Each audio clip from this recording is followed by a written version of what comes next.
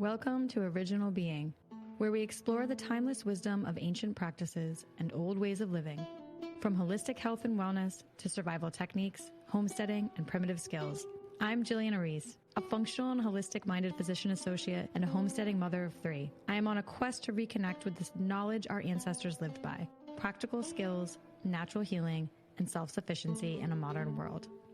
Each episode, I'll be sharing insights, experiences, and conversations with experts and everyday people who embody this mindset. Together, we'll challenge modern conveniences, embrace hands-on learning, and rediscover the practices that have stood the test of time.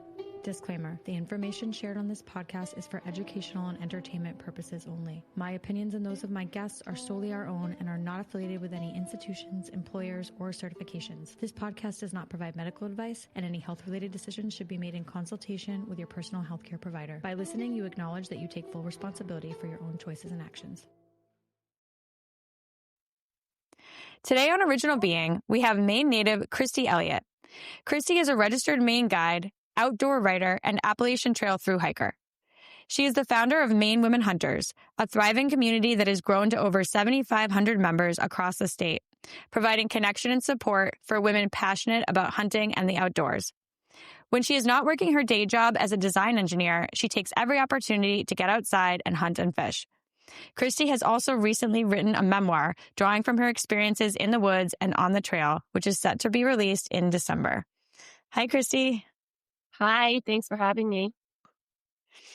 So I want to know how you got started in this, because you and I have talked a little bit, outside of this interview in the past, and I had heard that you didn't necessarily grow up with like a dad teaching you how to hunt and fish or somebody in your family. So as a woman who is also really trying to get into this, I'm super curious how you got, into this path. It's funny, my mom and I were just talking about this. I grew up in Machias, and it's pretty small. It's like the biggest town around, but it's only 2,000 people. And she was like, Christi, I don't really remember, people have asked me, when did you start hunting? And she couldn't remember. And I was describing it to her, and I was like, well, in Machias, I wouldn't have come home and been like, oh my gosh, guess what? I went hunting today. It kind of fell under the definition of hanging out, So it was, I feel like there wasn't like a moment. It was just, if we were hanging out in the fall, then somebody was hunting. Somebody had a bird in the back of their pickup, kind of. So like all your friends were? Yeah. All my classmates growing up, they'd miss school in November to shoot a deer, feed their families. So it was very much just part of the culture. And I remember going to my best friend Whitney's house, and I don't know how old I was, 11, 12. And I remember she taught me to shave my legs. And it was like, it felt like a big rite of passage. And then later that afternoon, her dad took us out on like his back deck, and we shot his 30-06 for the first time at like beer cans. So this was like a typical day of growing up in Down East Maine. Yeah. You learn to shave your legs, and then your friend's dad has you shooting at beer cans or soda cans, That's amazing. So when you were young, were you already like, oh, I really love this, I want to get out there? Was there a moment that really sparked that for you? I think all people are drawn to wildlife, viewing wildlife, learning about wildlife. I don't think there was a real moment. I played sports growing up, went off to college. So it was really after college where, there was this movement. It was 2010. There was really this awareness about food and where your food comes from. And I had, some extra real income at the time. And I was like, okay, I'm ready to pursue this seriously. I want to provide my own food, and hunting, you get to spend time outside and provide your own food. Mm-hmm. You don't need to own a bunch of land. You're not raising pigs or gardening. So it just seemed like a natural fit for me. So after college, where did you start? Like, did you start with deer hunting? Like, did you just like get a rifle and be like, okay, I'm going to start down this path? Or what was the process? Pretty much. I mean, I started bird hunting because Okay. October comes before November. And so that was like the first thing I shot. And then, I thought deer hunting, just based on growing up with all my classmates who just shot deer every year, I thought it would be a lot easier than it is. And it's not. That's for sure. And so then when did you start the group? I started the group, I think, in 2019-ish. Okay. And I kind of, the group Maine Women Hunters, I thought it would just be a great place to share stories, post photos, ask questions, sell your old hunting gear or something. But it really has grown into much more. Yeah, that group is amazing. I think that this is part of what I really want to talk to you about too, is that as a woman who doesn't have necessarily like, and I hate to just say like, oh, a man has to teach you. Of course, your mother could teach you. But I think for most people who grew up hunting, it was like a father or husband or some, there was usually somebody like that they had that was a seasoned hunter that would take them out if they were interested. And I found that there's so many more women lately that don't have that, but want to learn. And this group is just an incredible resource for that, because that wasn't really there before, that you could learn from other women. Have you found that as well? Yeah, definitely. Women are still deciding what's for dinner at night in the household. So, we want to get out there and do it. We want to have a hand in it. And if you don't have a father or an uncle or someone to learn from, learning to hunt is very intimidating. It's overwhelming, more so than fishing or fly fishing. You're handling a firearm. There's a ton of laws, lots of nuances. You're taking the life of an animal. It's serious. It's hard. And then after, if you're successful, well, it doesn't end there. Now you have to get it out of the woods. There's just a lot to it. So when did you get your first deer? Was that like when you were a child, or this was now when you started hunting after college? It was when I was hunting after college. Okay. Do you want to tell us the story of that? I wounded it, and it was... Oh, no. It was very emotional.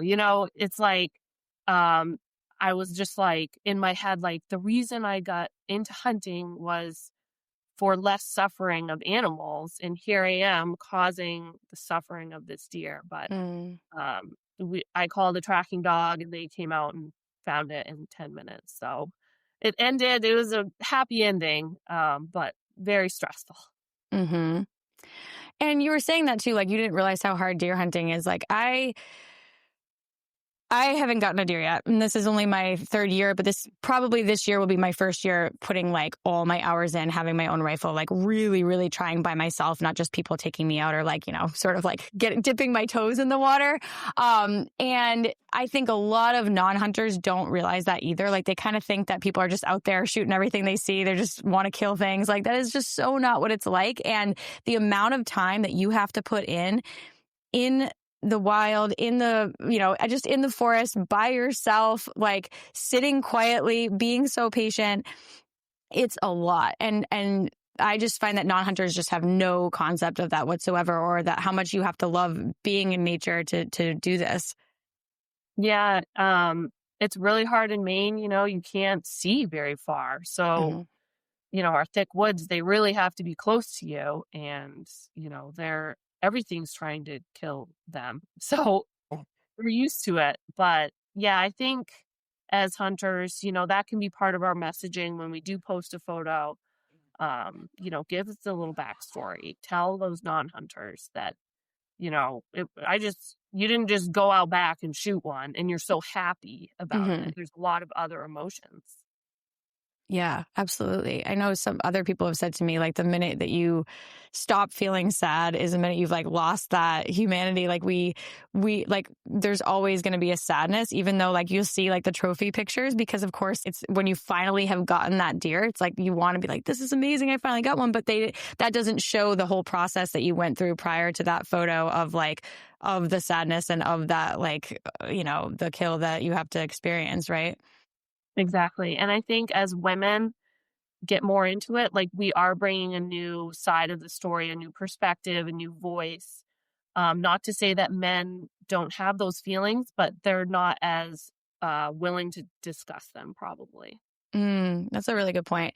I found that only a couple bad eggs sort of like ruin the whole thing for everybody. Like someone might know someone that sort of talked about killing animals in a disrespectful way or isn't ethically hunting. And then they just kind of blanket that onto everybody and think hunting is this horrible industry. But there's so much more to it. And I found that most people are, number one, are eating what they're hunting. Like that's the primary reason. They're not just killing to kill these animals and they're not eating the food. They're feeding their families with it, but that they are respectful, they are caring. A lot of hunters love animals. Do you think that too?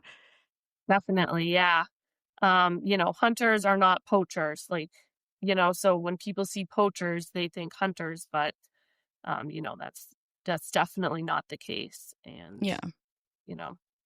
Yeah, they care about them. So let's go back to you saying, you started caring about where your food was coming from.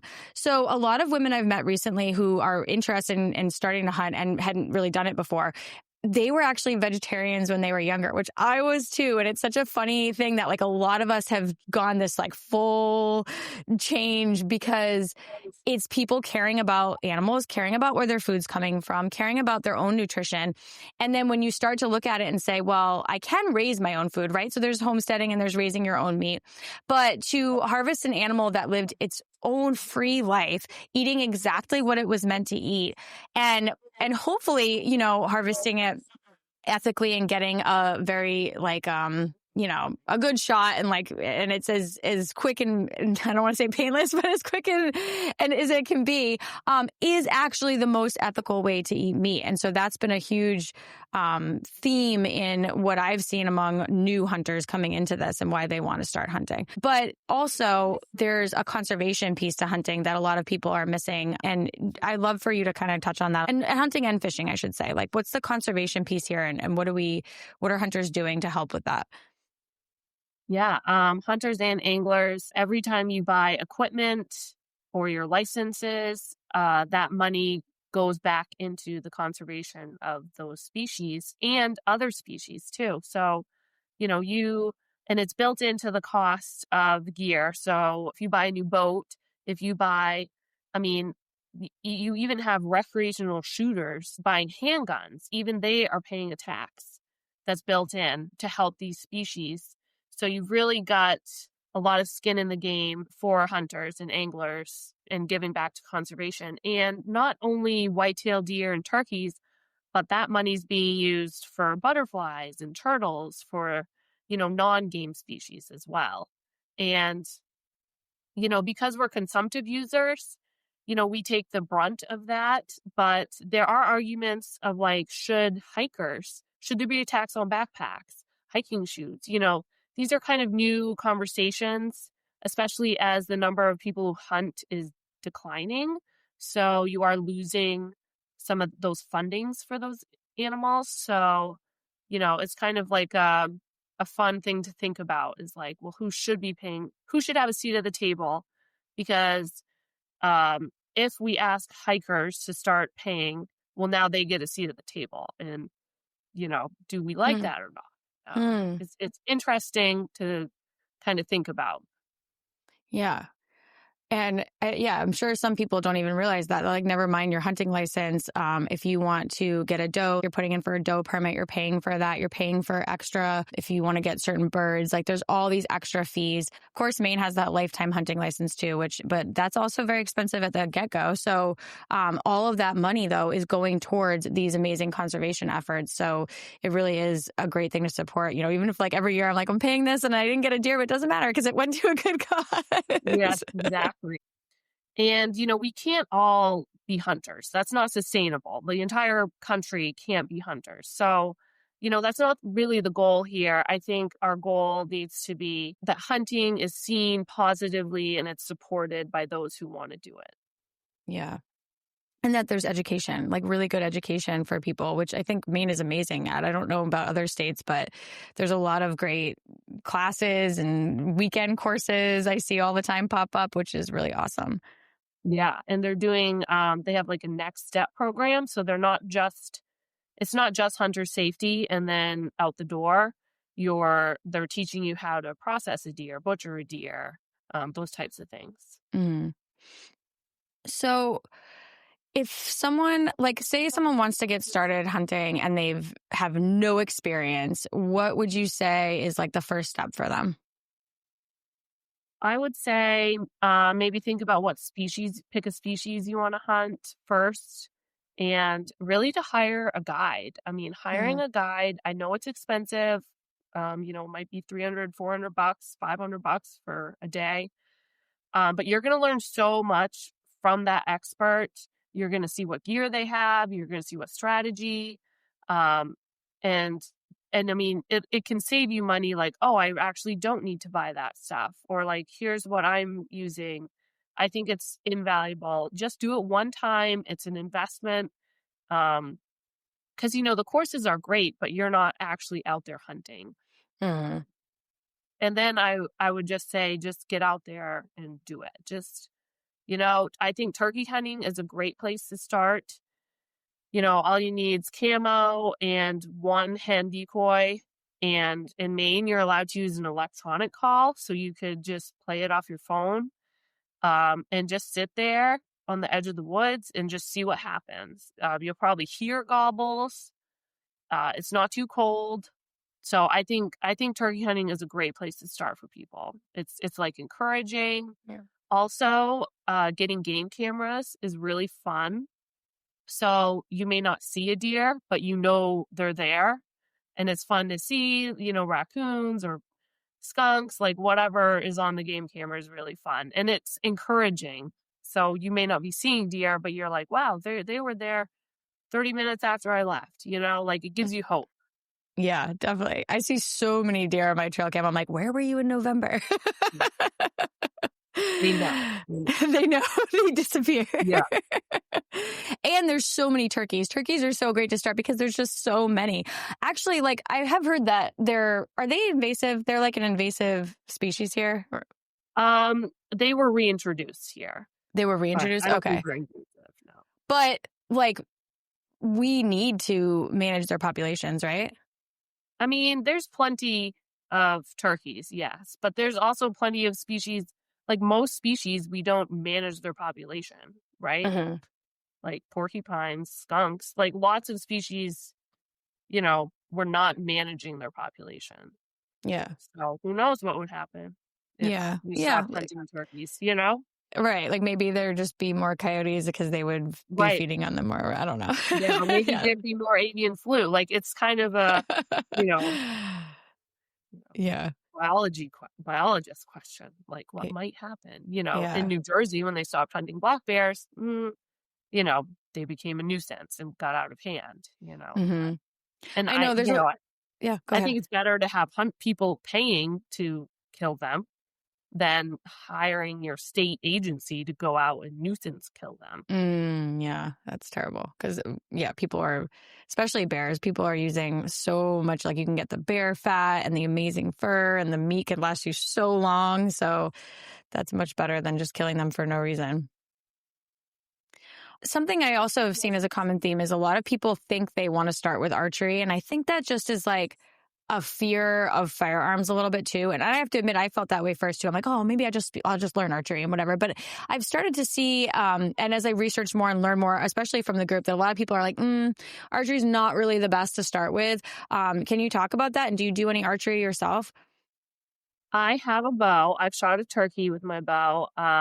It's really fun to shoot your bow and it's fun to practice and you can do it, if you have neighbors close by. So I think that has a lot going for it. But I just think it's way harder to be successful with the bow. You know, the animal's got to be so much closer, higher chance of wounding them, you know, which is not the goal. I do think there's something to be said if you live near expanded zones here in Maine, and archery season in Maine, at least, is in October, so the deer are a little more patterned. So, I mean, there's pros and cons, but I find personally where I hunt, it's just hard to get them that close to be successful. Yeah. Deer, at least. Yeah, that was kind of what I was seeing too, is people were saying, you are so much more likely to wound them and not get this like really instant, ethical kill. And for especially a new hunter, that's going to be really unfortunate way to start out. So yeah, I think that like a lot of people think it sounds good, but then at the end of the day, they might be better off starting with a firearm instead. And I think people watch YouTube videos of like hunts out west where like you do a grunt call and deer just run over to you, and that's just not the case in Maine. Like, yeah, for sure. We can't use bait. We can't bait deer. So, I think to start, I would personally, I wouldn't recommend a bow to someone who's just getting into it. Yeah. I would like to learn that someday. And then of course you get an expanded season with the bow hunting too, but I've definitely got to get one with a rifle first. I feel like there's so much to hunting. It's kind of good and bad. In Maine, we're lucky with our 4 seasons. I feel like just as I'm getting a little bit tired of ice fishing, now ice is out and we can go trolling, or it's turkey season. And then turkey's over, and then it's mushroom season, and it's always a different season. Our seasons aren't like super long, so it's not enough that you're getting bored in them or too monotonous. It's always like something new and exciting. Yeah. And it keeps you in touch with the seasons. And then, like you said, like maybe I started foraging. So like that was more like I kind of like branched from foraging into hunting. But some people go the other way, right? Like they might not have been interested in mushrooms, but now they're out in the woods seeing them all the time. And then they start to want to identify them. And now you've got another food source that you can add to your repertoire. And I just think that there's so much food around us. And like I just want to be able to live off this land. And if I don't know how to hunt, I can't really do that. It's just another piece to the puzzle. Yeah, I like to say it's obviously not free to go hunting. You pay a lot of money and gear and licenses, but it's not a pay to play hobby like golf or skiing.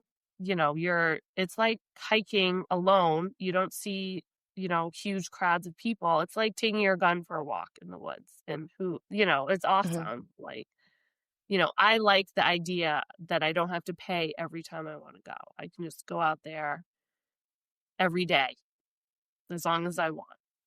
Yeah. And then I get to skip the meat section at the grocery store. Yeah. I save a lot of money. Exactly. And so tell me a little bit more about deer hunting. Like, what are some of the like tips or tricks that you think have helped you be the most successful? Like, is it you prefer a deer stand over a blind? Are you using the doe urine? Are you calling? Like, what are your best tips? I hunt, even though I grew up in Machias, I live in southern Maine now. So there's a lot of houses. It's much more developed, but deer like that, right? So there's a lot of deer down here. I find I have the most success from a tree stand. I like being able to see far. I get to watch turkeys, so it kind of keeps me entertained. I find I see more deer if I'm walking around, but I don't have shots at them, good shots at them usually. So I find even though I see fewer deer from a tree stand because I'm staying still, if I see one, like I have a shot at it and can take my time. They don't know I'm up there. I don't do lures. I kind of it's just where you're set up, pitch points, funnels, and then just putting in your time. I find my spot, is more active in the evenings. So instead of taking like a week off to hunt, I try to leave work early, 2 hours every day. So I can hunt every day in the prime time. It's like that 80-20 principle. So I'm there every afternoon, the last 2 hours of the day, I'm in that stand, and there's gonna be a deer if you're in a good spot. So that's the other thing, is getting permission. Mm-hmm. And I didn't grow up down here, so it's a lot harder when I go home to Machias. Pretty much nothing's posted. I know people. It's much more undeveloped. But around here, I tell people it only takes one good spot. Try to get permission. Try to get one good spot. That's all it takes. And then it's just time. You kill them with your ass. Just sit there. And I'll try calling. I've called in small deer before, especially in October. But I don't know. I think if you're calling, then they're looking. They're very alert and looking around. Whereas if you're not calling, they're just more laid back, more oblivious.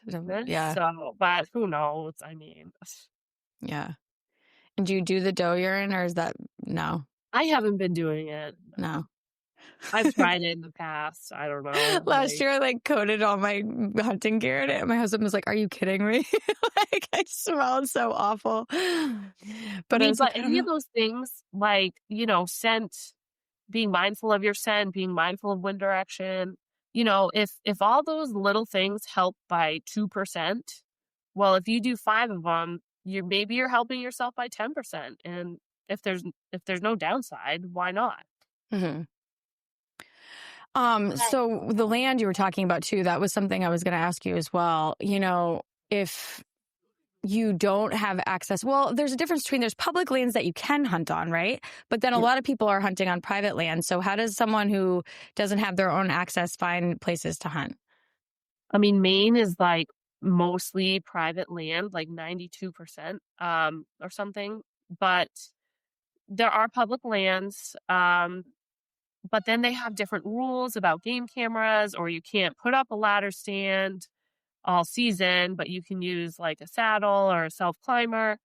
So, I mean, definitely, find those public lands, Rachel Carson in Scarborough, they're out there. But I find just asking people, and it goes back to the turkey hunting. I think people are more likely to give you turkey hunting permission. Mm-hmm. So you can, scout your area on X. For me, it needs to be close to my work or my house, so I can try to go before and after work. But, find the larger landowners, because that's more worth your while, and ask them for turkey permission. Build that relationship with them. And then you can, see how they feel about deer hunting. But, a complete stranger, they're much more likely to give you turkey hunting permission than deer hunting permission, is what I've found. Or squirrel. Ask for squirrel hunting permission, Yeah, that's a good tip. And I think a lot of people who've moved up to Maine from other places that hunting isn't as prevalent, like Massachusetts, obviously, is the best example. They're not used to people coming on their land because that's less likely to happen. In Massachusetts, there's such a different mindset of you don't walk on people's land. It's just private property. Everyone's got their very set little boundaries, and they don't have as much land. So they come up here and they post their land of this fear of people coming on their land, and also just a lack of knowledge of hunting and how it works, and thinking there's going to be a chance that they're randomly going to get shot in their yard, which are very bizarre and isolated instances that we hear about on the news because they were really bizarre instances. And so then they post it. And so that's what we're seeing is more and more land being bought by people from out of state getting posted. What would you say when people come to you with that, there was a lady one time with white mittens who got shot by a hunter, and that's their reasoning for posting their land? I know it's ridiculous, but I swear people tell me this story all the time. Yeah. I mean, people can do what they want with their land, but, I would tell people you can post access by permission only. That way, who's on your land. And then, create a relationship with your hunter. They're keeping an eye on your property for you. They're telling you of anything weird or they're picking up trash, but at the end of the day, it is their land. But we need to be respectful to keep the unposted land open. Mm-hmm. And I think Maine IFNW is doing a great job with messaging. It's not always about getting new hunters to hunt, but it's about keeping people from hating hunters too. Yeah. It's educating non-hunters that hunters aren't bad, that hunting is okay. So there's two different goals there, and they're both great. Yeah, that's really true. And they have been putting out, we get lots of emails, just for people who aren't on these emails, we get lots of emails from them about different events, different things. And every year they're saying the way to get land, make sure you're asking permission, et cetera, et cetera. I think if you find that you've moved somewhere, or even if you've lived in the area for a long time, but then there's just people walking in your woods with guns, that's going to be alarming if you don't know who they are and they didn't come introduce themselves to you. So it's just polite, courtesy to come and introduce yourself and ask permission if you're going to hunt on their land. Yeah, and it kind of goes back to the Sunday hunting argument, they say a lot of private landowners are threatened to post their land if we allow Sunday hunting. And do we really want to call their bluff on that? I don't know, but yeah, it's something to consider for sure. Yeah, that's a big controversy of whether to bring that Sunday hunting. And it's kind of funny in the group. I don't know if you've asked the question or done a poll, or I've just seen people talk about it, but it's really mixed among the women hunters in that group of whether they think there should be Sunday hunting or not. But yeah, what's your opinion on that? I mean, it would be awesome if there was Sunday hunting, but it wouldn't be awesome if we piss off all the landowners. So it's kind of... And but personally, I take Sunday you can go fishing or, yeah, do something else. Yeah, I think the non-hunters like to know that they have that one day during that season that they can definitely go out and feel safer to be out in the woods and stuff. And that's their big argument for it. But I know once you start hunting and you have limited time, especially people who have really crazy jobs and the weekend is really their only time they can get out, I can see that argument a lot more I now. work Monday through Friday, 9 to 5, so I'm one of them, but I try to prioritize my vacation time for November. Yeah. And it actually is such a short season. When you think about it too, it's it's really only this 1 month. 4 Sundays we're asking for. Exactly. Yep. Well, tell me about fishing too. What's your favorite kind of fishing to do? I mean, ocean fish, I feel taste the best, way better than freshwater fish. But, freshwater fish are just easier to catch, less gear required. They live in really beautiful places. Brook trout, Maine's wild brook trout. Are there any fishing? So it's easy and hard in one regard. I feel of course I've been fishing, and ocean fishing I find actually easier than freshwater because I feel you just I don't know. I just have better luck with it. It's just you're dipping it in, you're getting something. It's definitely easier, but you have to have a boat. If Yes. Yeah. But with the freshwater, I almost feel I'm looking, where could I learn more, really more skills to actually show me the best lure to use for this and the best area to go. I feel I'm actually, as much as I've gone out with that, I'm still in some ways I feel inexperienced and I can't speak to it as much. Have you found any really great resources for that people could learn those things? I mean, LL Bean teaches a great fly fishing course, and they have introductory, and I think they have more advanced as well. But really, it's just coming up with this lure goes with this species, this fly goes with this species, and then just use the same one depending on what you're fishing for. Really study the stocking reports in your area. I find ice fishing is a great way. You don't need a boat, and you can catch some pretty big fish while ice fishing. And you can try different things, in close to shore for brook trout, deep on bottom for brown trout and lake trout. So you can really see the difference while ice fishing on your strategy versus what you catch. Yeah. Yeah, ice fishing is awesome as long as it's not freezing cold. Well, you That's just why dress we did this. appropriate. What'd you say? You gonna dress? appropriate. Yeah. just- That's why I loved the smell fishing this past year with you, because I was like, oh my gosh, there's wood stoves in here. You can just be like cozy catching little Yeah. fish. Yeah. And like ice fishing is one of those things too. Well, if you want to put a lot of money and get serious, you can have a pop-up ice shack Yeah. with a little buddy heater, propane heater in there. So you can be ready to go out in any weather, Mhm. if you're ready to invest in that hobby. Yeah, definitely. When you started the group, how did you get involved? Like, I've seen you now, maybe this is just because like you've gotten more of your name out there and stuff, but you're involved in a lot of different organizations across the state, anything to do with like hunting, fishing. What was it? The clam festival, I think you were just Yeah. speaking at. Like, are you putting yourself out there? People are reaching out to you now. How did you get involved with so many aspects of this? It's a good question. I think when I started the group, Maine has a long history of outdoors women.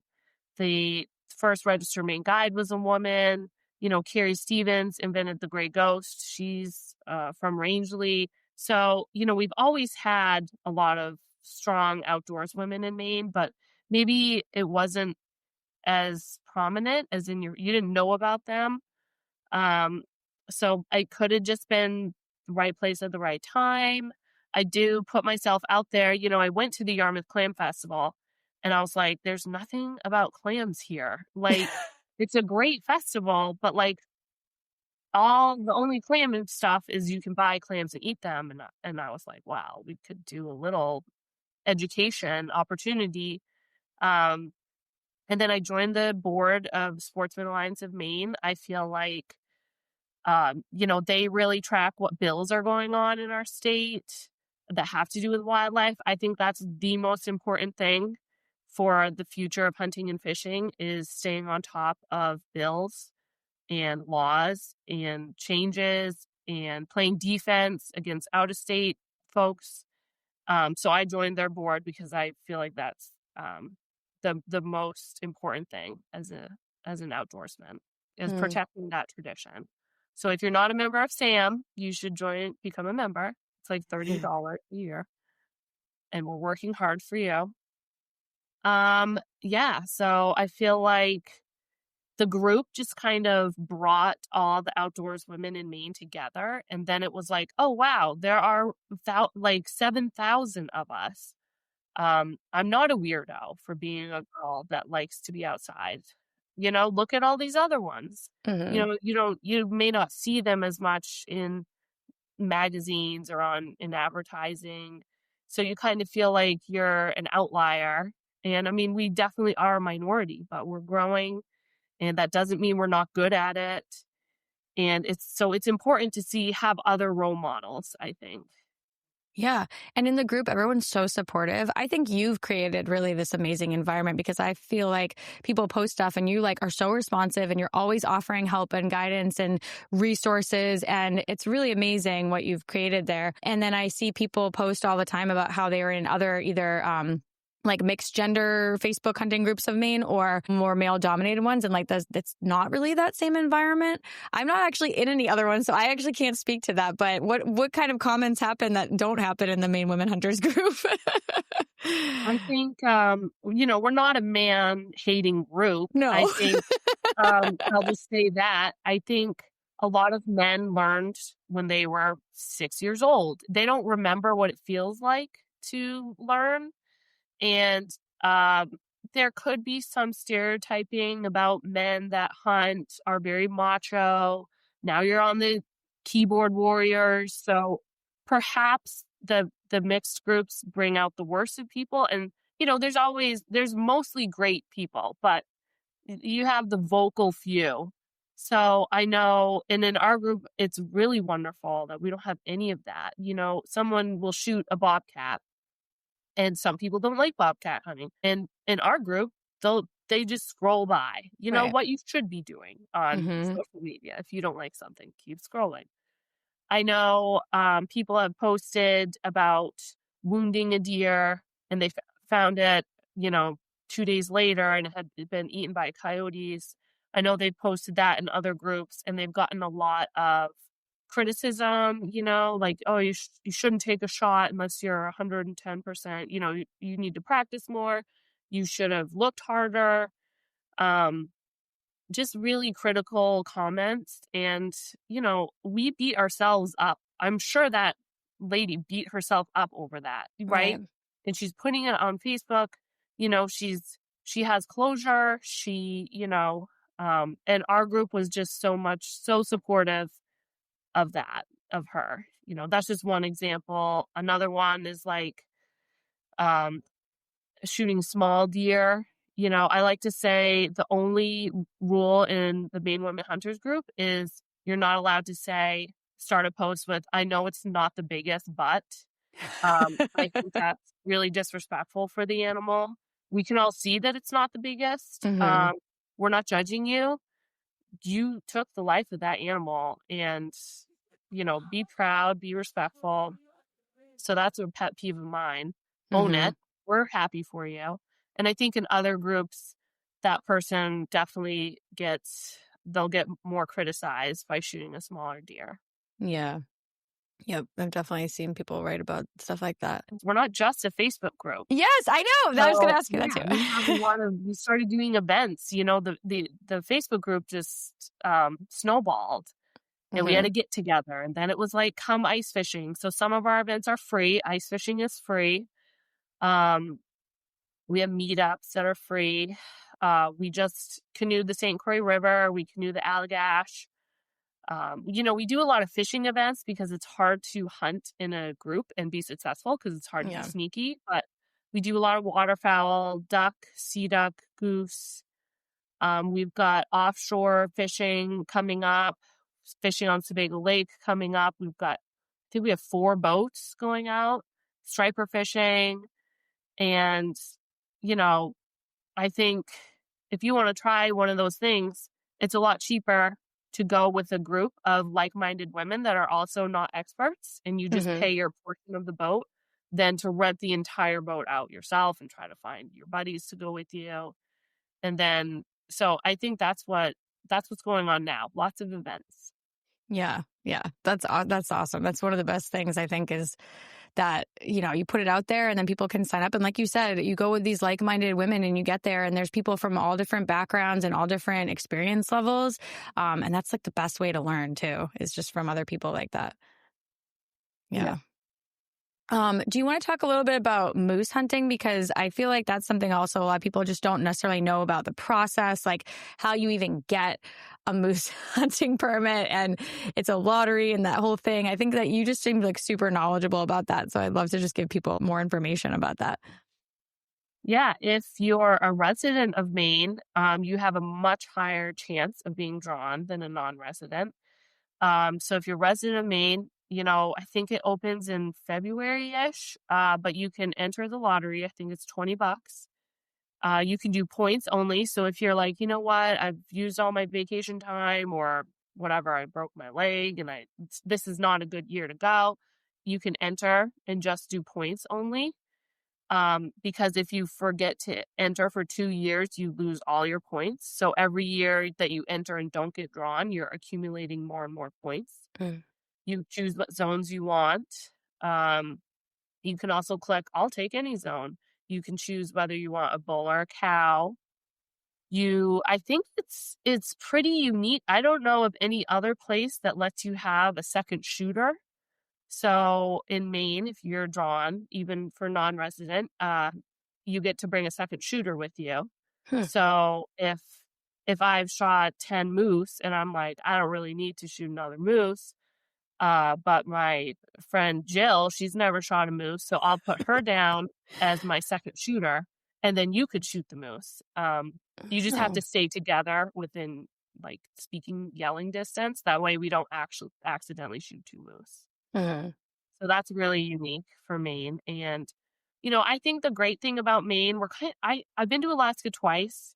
We're definitely not in Alaska or Montana. Like, it's not quite as big and wild and vast and dangerous. But we're much more approachable, affordable. the regular folks can do it yourself moose hunt. You know, you can bring grandma with you, you can bring your kids with you. It's very attainable. And that's what I like about Maine. You know, we don't have mountain lions that are going to eat you or grizzly bears. Um, you know, you can fly into Portland in 30 minutes, you could be where you're hunting somewhere, you know, probably not moose, but, yeah, it's very approachable. I guess I don't even understand, like, so say you do get in the moose lottery and you feel ready to do it, but we're going up north. And then, like, do I hire a guide too once I get up there? Because I'm going to some area I've never been. I have no idea where I'm going. Like, what do people do at that point? You can definitely, if you're not familiar with the area, I would recommend hiring a guide. But you do that like the day after you get drawn, like real quick, because they'll book up.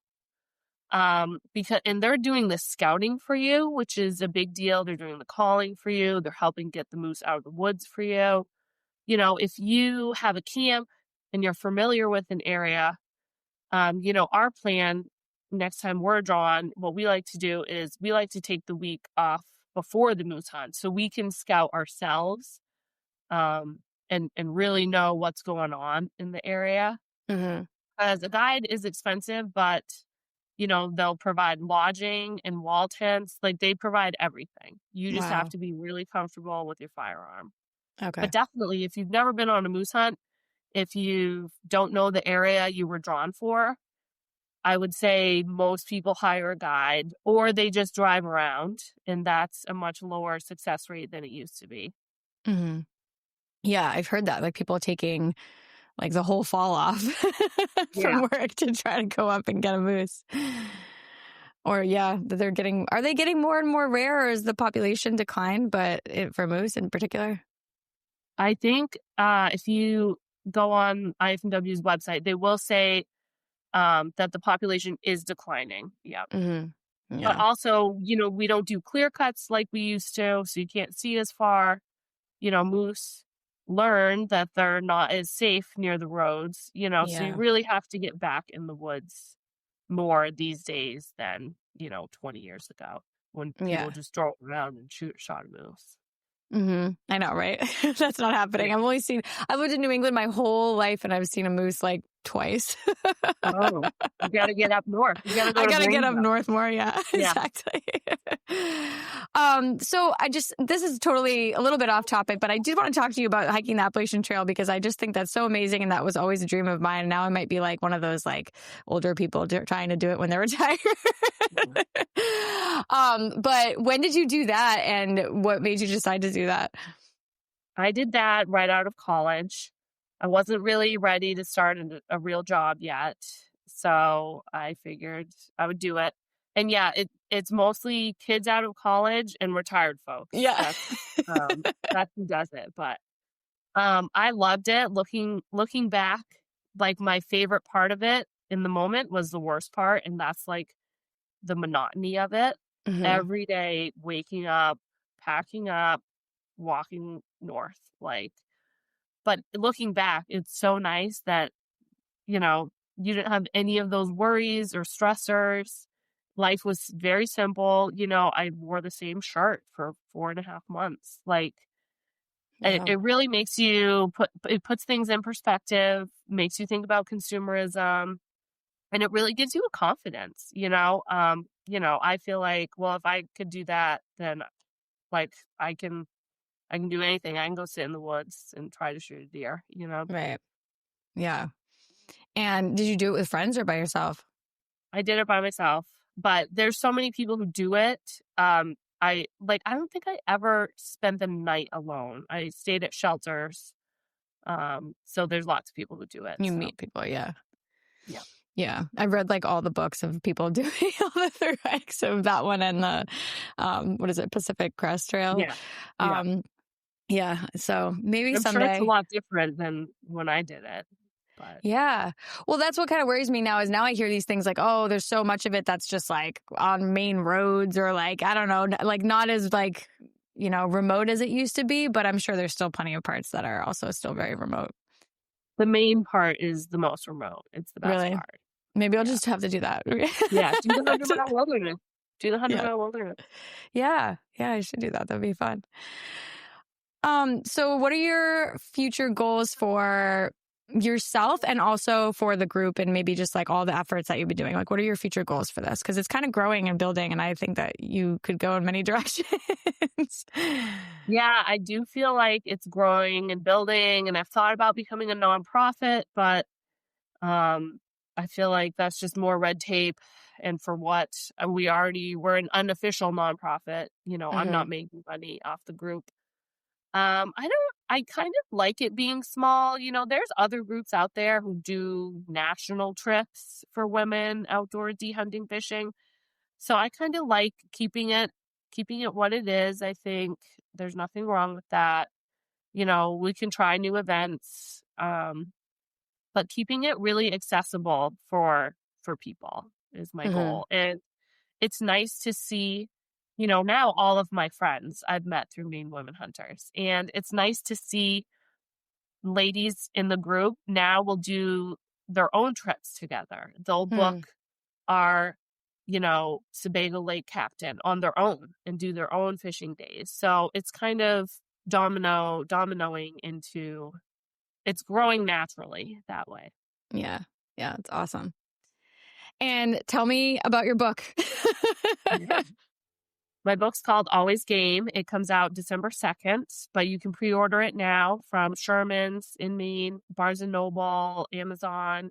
It's a memoir about growing up in down East Maine, raking blueberries, lobster fishing, and, hunting and fishing, all my adventures. So that's awesome. I can't wait to read it. Out. Yeah. I know. I when Christi came out with this, I was like, how do you have time for this? Like, she works, she has a baby, she's hunting and fishing more than anybody I know, and she wrote a book. Yeah. It was a lot of work. I didn't like doing it. But you didn't like doing now it's over. So, off the bucket list. Yeah. That's awesome. No, it's amazing. I'm so excited to read it. And I'm excited to go on more trips with Maine Women Hunters. And I'm just so grateful that you started this and, have created this opportunity for people who are kind of starting from scratch and are looking to learn, because it was needed. It was so needed. Yeah, definitely. With my new baby now, I can definitely see, like, my husband and I are taking turns doing a lot of things. So it would be hard if I was in the learning phase with kids at home, so if this is just another opportunity, leave dad to watch the kids and mom gets to come out on a Maine Women Hunters event. So yeah, exactly. Well, is there anything else that you really wanted to say or touch on or get out there? Message? I feel like we covered it. Just, if you want to get into it, just go out and try one new thing a year, Don't take yourself too seriously. Don't beat yourself up. We're all learning, and you learn more and more every time you get out there, right? Yep.